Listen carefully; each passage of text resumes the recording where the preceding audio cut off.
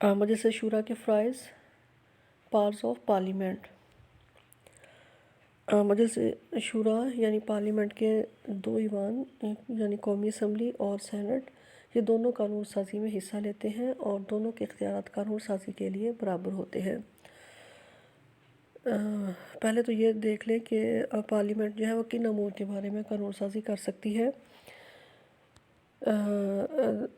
ایک ایسے معاملات جو کہ وفاقی امور کی فہرست میں شامل ہیں، ان کے بارے میں قانون سازی پارلیمنٹ کر سکتی ہے، اور ایسے امور اور معاملات جو کہ متصلہ یا مشترکہ امور کی فہرست میں ہیں، ان کے بارے میں بھی پارلیمنٹ جو ہے وہ قانون سازی کر سکتی ہے۔ یعنی مرکزی یا وفاقی امور کی فہرست میں شامل معاملات اور مشترکہ یا متصلہ امور کی فہرست میں شامل معاملات کے بارے میں پارلیمنٹ جو ہے وہ قانون بنائے گی۔ اب قانون بنانے کے لیے ابھی بتایا ہے میں نے کہ دونوں ایوانوں کے اختیارات جو ہے وہ مساوی ہیں، ایک جیسے ہیں۔ پہلے بل جو ہے وہ ایک ایوان سے منظور ہوگا اور پھر دوسرے ایوان میں منظور ہوگا، اور کسی بھی قانونی مسودے کو یا بل کو جو ہے وہ دونوں ایوانوں میں سے کسی ایک میں جو ہے وہ متعارف کروایا جا سکتا ہے۔ ایک ایوان سے منظوری حاصل کرنے کے بعد دوسرے ایوان میں جائے گا، وہاں سے منظوری حاصل کرنے کے بعد پھر وہ صدر کی منظوری کے لیے بل جو ہے وہ جائے گا۔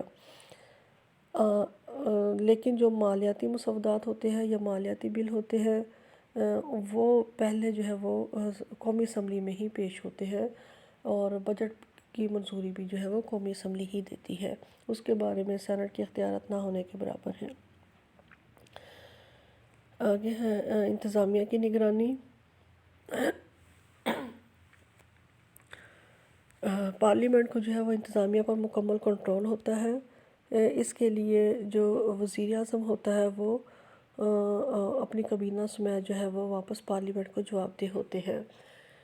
وزیر اعظم جب اپنے عہدہ سنبھالتا ہے تو اس کے ساتھ ہی وہ جو ہے ملک کا نظم و نسق چلانے کے لیے اپنی ایک کابینہ ترتیب دیتا ہے، اور کابینہ کے اراکین جو ہیں وہ پارلیمنٹ سے لیتا ہے، یعنی پارلیمنٹ کے دونوں ایوان سے کابینہ کے اراکین لیے جاتے ہیں۔ ایک چوتھائی حصہ جو ہے سینٹ سے لیا جائے گا، اور تین چوتھائی کابینہ کے اراکین جو ہیں وہ قومی اسمبلی سے لیے جاتے ہیں۔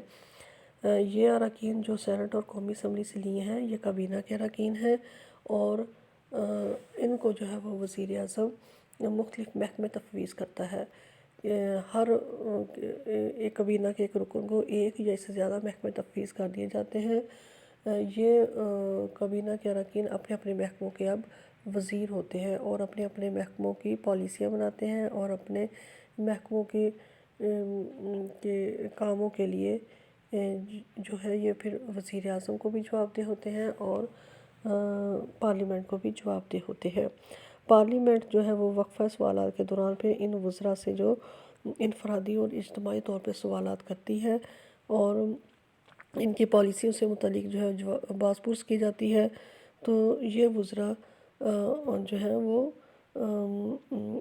ان وزراء کے لیے ضروری ہے کہ وہ پارلیمنٹ کو یا مجلس شورا کو جو ہے ان تمام سوالات کے جوابات مہیا کریں اور پالیسیوں کے متعلق مطمئن کریں، اور اگر وہ انہیں مطمئن نہیں کر سکتے تو پھر ان کے خلاف جو ہے وہ تحریک عدم اعتماد جو ہے وہ منظور ہو جاتی ہے، اور انہیں اپنے وزیر اعظم اور کابینہ کو جو ہے وہ اپنے عہدے چھوڑنے پڑتے ہیں۔ لہٰذا وزیر اعظم اور کابینہ اس وقت اپنے فرائض سر انجام دے سکتے ہیں جب تک انہیں پارلیمنٹ کا اعتماد حاصل رہتا ہے۔ مالیاتی اختیارات۔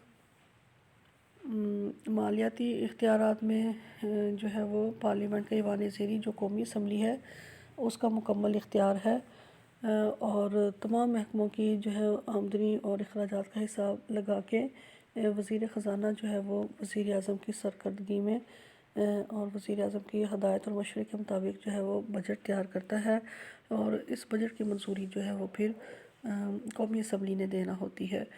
تو لہٰذا بجٹ جو ہے وہ منظور قومی اسمبلی کرے گی، اور قومی اسمبلی ہی جو ہے وہ نئے ٹیکس لگانے یا پرانے ٹیکسوں کو ختم کرنے یا ٹیکسوں کے اندر تبدیلی کرنے کی منظوری دیتی ہے، اور پارلیمنٹ کی منظوری کے بغیر جو ہے وہ قومی خزانے سے کوئی پیسہ بھی خرچ نہیں کیا جا سکتا۔ پھر عدالتی اختیارات یہ ہے کہ عدالتی اختیارات میں پارلیمنٹ کے دونوں ایوان یعنی سینٹ اور قومی اسمبلی مل کے جو ہے وہ سپریم کورٹ کے چیف جسٹس اور اس کے عام ججز کا جو ہے وہ ان کے بارے میں قواعد و ضوابط جو ہے وہ تشکیل دیتے ہیں، اور ان کی تنخواہ، ان کی ریٹائرمنٹ کی عمر اس کا بھی تعین کرتے ہیں، اور اس کے علاوہ ججوں کی تعداد کتنی ہونی چاہیے سپریم کورٹ میں، اس کا بھی تعین جو ہے وہ پارلیمنٹ کے ایوان کرتے ہیں۔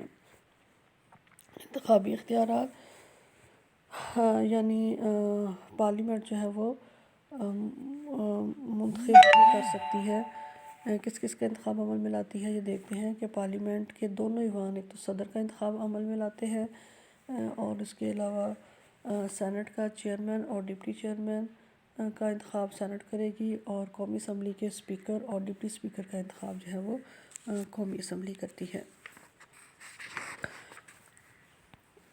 آئین میں ترمیم ہے۔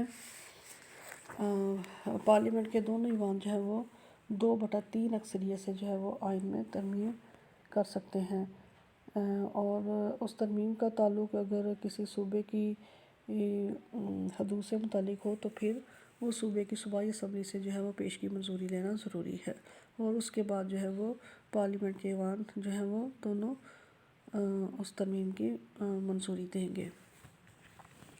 آگے جائزہ لیتے ہیں وفاقی انتظامیہ کا۔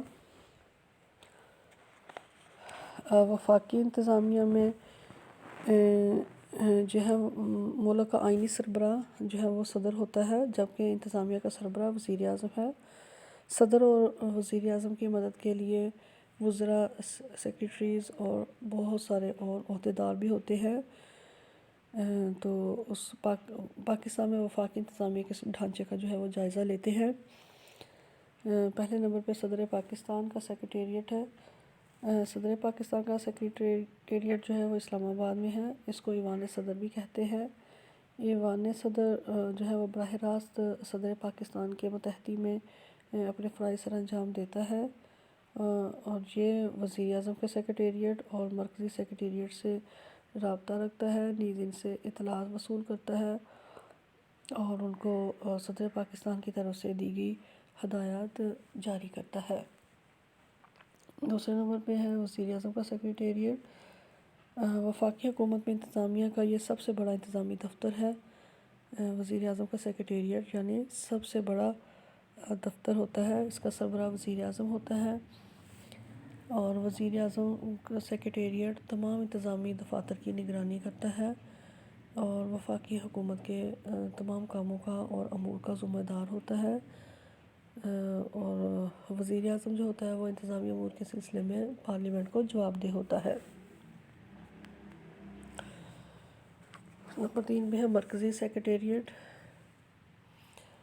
مرکزی سیکریٹریٹ وفاقی حکومت کی تمام وزارتوں اور ڈویژنوں پر مشتمل ہوتا ہے۔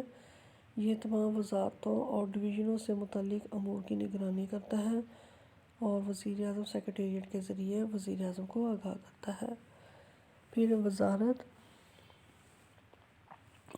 پھر ایک یا اس سے زیادہ ڈویژنوں پر مشتمل ہوتی ہے، اور وزارت کا اہم کام ملکی تعمیر و ترقی اور انتظامی بہتری کے لیے پالیسیاں بنانا اور ان کو نافذ کرنا ہوتا ہے۔ وزارت کا سیاسی سربراہ وفاقی وزیر ہوتا ہے، جو وزیر اعظم کو جواب دہ ہے۔ وفاقی وزیر اپنی وزارت اور وزیر اعظم کے درمیان رابطہ کا کام دیتا ہے۔ وزارت کا انتظامی سربراہ وفاقی سیکریٹری ہوتا ہے، جو گریڈ 22 کا آفیسر ہوتا ہے، اور وہ وزارت کے تمام انتظامی امور کا ذمہ دار ہوتا ہے۔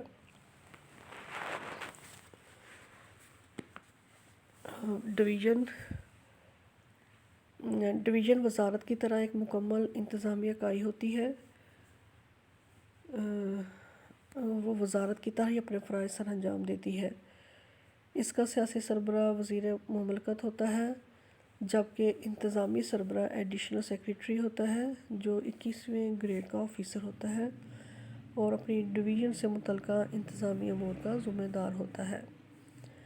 وزیر مملکت وزیر اعظم اور ڈویژن کے درمیان رابطہ کا کام کرتا ہے اور اپنی ڈویژن کی کارکردگی سے وزیر اعظم کو آگاہ کرتا ہے۔